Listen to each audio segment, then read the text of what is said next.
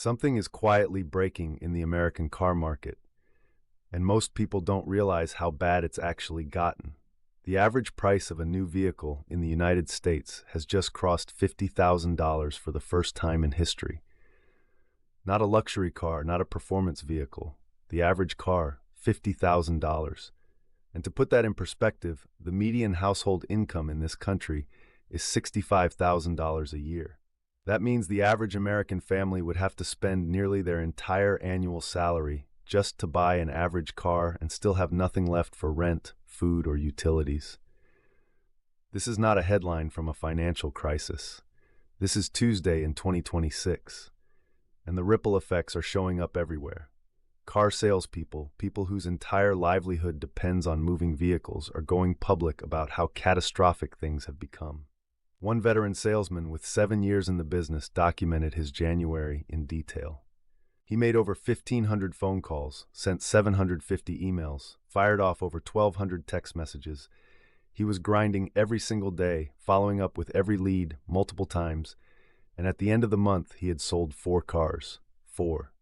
He said on camera, "I almost quit. I'm not even exaggerating. This mentally broke me down." That is not a slow month. That is an industry in freefall, and yet the prices keep climbing. A 2026 Toyota Corolla, historically the most accessible and most affordable entry-level vehicle in America, now starts at $23,000. The SE trim pushes to $25,000, the XSE hits $28,000. People online are genuinely shocked. One commenter wrote, "I remember buying a Corolla brand new for $10,000. A Corolla is never worth $25,000. Another said they paid $18,000 in 2015, and even that felt expensive at the time. We are not talking about minor inflation adjustments. We are talking about a vehicle that used to be the car you bought your kid as a first car, a simple and reliable starter, now costing as much as some people's entire annual take-home pay after taxes. And if a Corolla at $25,000 shocks you, a base model RAV4 is now approaching $60,000. People online are asking if Toyota has completely lost their mind. The answer is that this is not an accident. This is the result of a decade of deliberate decisions by automakers to abandon affordable vehicles in favor of high-margin trucks, SUVs, and premium trims. They made the calculation that luxury sells better than value, and for a while, it worked. Now the bill is coming due, and it is the consumer paying it. Let's talk about what is actually sitting on dealer lots right now, because the inventory numbers tell a story that no press release will. Jeep's inventory has surged 24% in day supply. Models like the Cherokee, Compass, and Wrangler are piling up at levels the brand hasn't seen all year, pushing toward what analysts are now calling overstock territory, more vehicles than the market can actually absorb. A Dodge Charger at one dealership has been sitting on the lot for over 800 days. Not 8 weeks. 800 days. A 2023 Fiat, a vehicle that rolled off the line just 2 years ago, has been parked unsold for over 500 days. The dealership discounted it from $36,000 down to $22,000. And still nobody is buying. There is a rodent trap sitting next to it on the lot. That is not an exaggeration. It was filmed and posted publicly. This pattern is concentrated in domestic manufacturers. Dodge, Jeep, Ram, Chrysler. These brands are watching inventory pile up while their prices remain completely detached from what the market will actually bear. Here is a perfect example of how disconnected the industry has become. A car salesman posted a video about a Ford Bronco that had been sitting on his lot for over a month. He walks around pointing out the lift kit, the custom rims, the 37-inch tires, the hardtop, the color, genuinely unable to figure out why nobody has bought it. He asks the camera, sincerely, over and over again, "Is that why it hasn't sold yet?" The comments told him immediately. It was a base model Bronco listed at $56,000. Ford's own website starts Broncos at $40,000. The dealership had added $3,000 in accessories and marked the whole thing up by $10,000. And they were confused about why it sat there for a month. This is the mentality driving the collapse. The industry believes consumers will pay whatever number is placed in front of them. For years, enough people did. That era is over. People are not just complaining online. they are walking away. And when enough people walk away, the lots fill up, the cash flow dries up, and salespeople start filming videos about how they almost quit their jobs. The consumer has stopped cooperating, and the industry has no plan for that. Now let's talk about the financing side. Because if the sticker prices are bad, what happens when you actually try to pay for one of these vehicles is genuinely alarming. The average monthly car payment in America has climbed to between $730 and $750 per month. And to make even that number work, buyers are being pushed into loan terms that would have been considered reckless a decade ago. 7-year loans, 8-year loans. 84-month financing has become standard, not because buyers want it, but because it is the only way to bring the monthly number down to something that does not immediately collapse a household budget.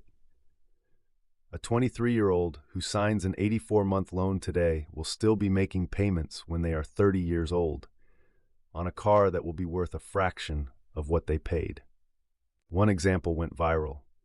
A Jeep Wrangler financed at 84 months with a monthly payment of $1,639. Someone in the comments did the math. $1,639 multiplied by 84 months equals $137,670 for a Jeep. The buyer pays nearly $38,000 in interest alone. Another commenter pointed out they financed their entire house for $165,000, and their mortgage payment is less than that Wrangler payment. And unlike the Jeep, the house gains value over time. The dealership's answer to all of this is not to lower prices. It is to hide them. Industry training materials teach salespeople to never say certain words out loud. Don't say cost, say value. Don't say contract, say agreement. Don't say the number, point to it on paper. Because the moment a number is spoken clearly in a room, people start doing the math. And when people do the math, they walk out. Dealerships are also refusing to give out-the-door prices over the phone. One recorded call shows a buyer asking for a simple out-the-door price, paying cash, no financing needed. The dealership's answer, "We are not able to give you that information over the phone. Come in, sit down, then we will talk." It is not a sales strategy, it is a trap, and consumers are increasingly aware of exactly what it is. The used car market was supposed to be the escape valve. When new vehicles became unaffordable, buyers moved down market. It kept the system functional. That safety valve is now gone. A 1999 Toyota Corolla, 26 years old, is listed at $6,000. That car sold brand new for $10,000 to $12,000 in 1999. It is now priced at more than half its original value, a quarter century later, with well over 100,000 miles on the clock. Commenters noted the car is old enough to vote, drink, and serve in the military. A 2006 Honda Civic, nearly 20 years old, is listed at $7,000. A 2013 Mazda with 75,000 miles is $6,400. People are filming themselves at used lots in visible disbelief. One person thought a price tag said $595 from a distance. Walking closer, they realized it was $5,950 for a car with a falling headliner, a repainted hood, and visible rust. The reason is straightforward. When automakers stopped producing affordable new vehicles, buyers flooded the used market. Demand surged, supply stayed fixed because there are only so many 2015 Civics in the world. Prices followed. One analyst framed it directly. Fewer affordable new cars today mean a tighter and more expensive used car market tomorrow. That tomorrow has arrived. And the negative equity trap is catching buyers who do not see it coming. One woman documented trying to sell her car to CarMax and Carvana. CarMax offered $19,000, Carvana offered $20,000. Her loan payoff balance was $28,446. She would need to bring $8,000 to $9,000 out of pocket just to exit the vehicle she is currently trapped in. She bought it from a dealership 3 years ago. That is what the dealership model produces at scale, not customers. Trapped consumers financing their way deeper into debt on depreciating assets with no exit strategy. So where does this end, and what does it mean for everyone watching right now? The data points to acceleration, not correction. New car affordability has hit historic lows for first-time buyers and middle-income families. These groups are exiting the new car market entirely.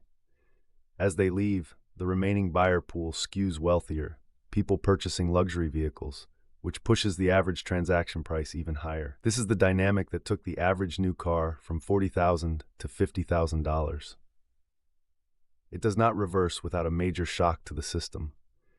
Tariffs on auto parts and imported vehicles are adding pressure from the outside.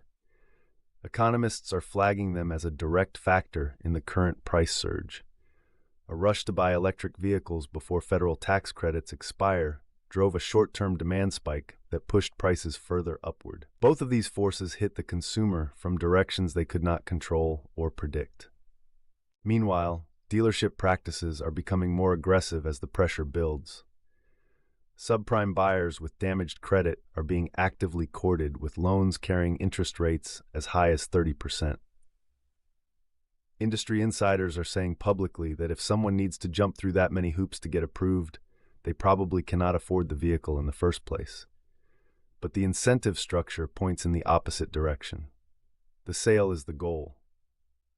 What happens to the buyer afterward is not the dealership's problem.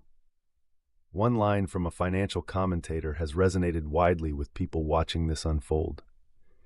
If you cannot buy it more than once, you probably should not buy it one time.